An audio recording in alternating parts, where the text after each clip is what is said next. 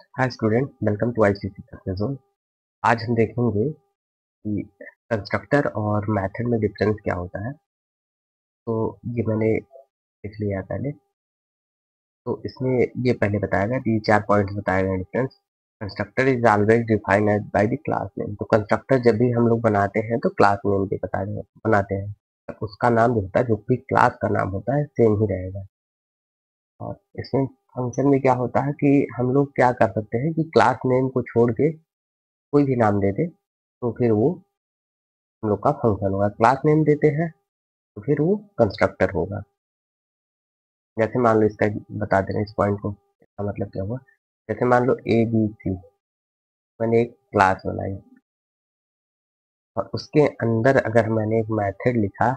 Method मतलब नहीं, उसका रिटर्न टाइप नहीं लिखना है, बस मैंने ए बी सी लिखा और ऐसे बना दिया, ये हमारा होगा कंस्ट्रक्टर।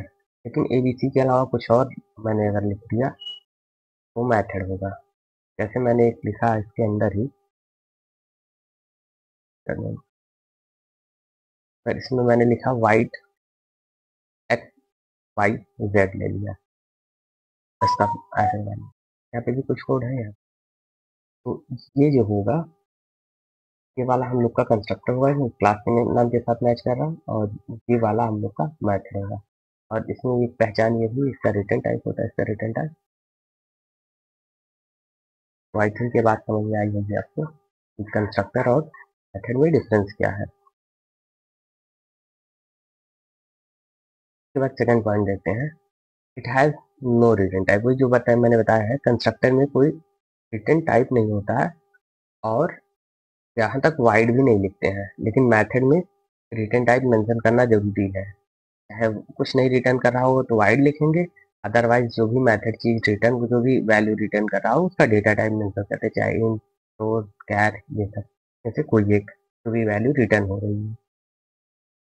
उसके बाद थर्ड पॉइंट इसमें लिखा है, it initialise the data members of the class. ये क्या करता है कि क्लास के डेटा मेंबर्स को इनिशियलाइज करता है। कंस्ट्रक्टर का काम यही होता है कि क्लास के जो डेटा मेंबर्स होते हैं उनको इनिशियलाइज करना इसका काम होता है। क्योंकि मेथड क्या होता है, मेथड एक सर्टेन टास्क को परफॉर्म कर रहे होते हैं। A method contains one or more than one valid Java statement as a its body. मतलब उसमें ढेर सारे, एक या तो मेथड में एक लाइन लिखी हो सकती है, एक स्टेटमेंट लिखा हो सकता है, या फिर एक से ज्यादा स्टेटमेंट लिखा हो सकता है।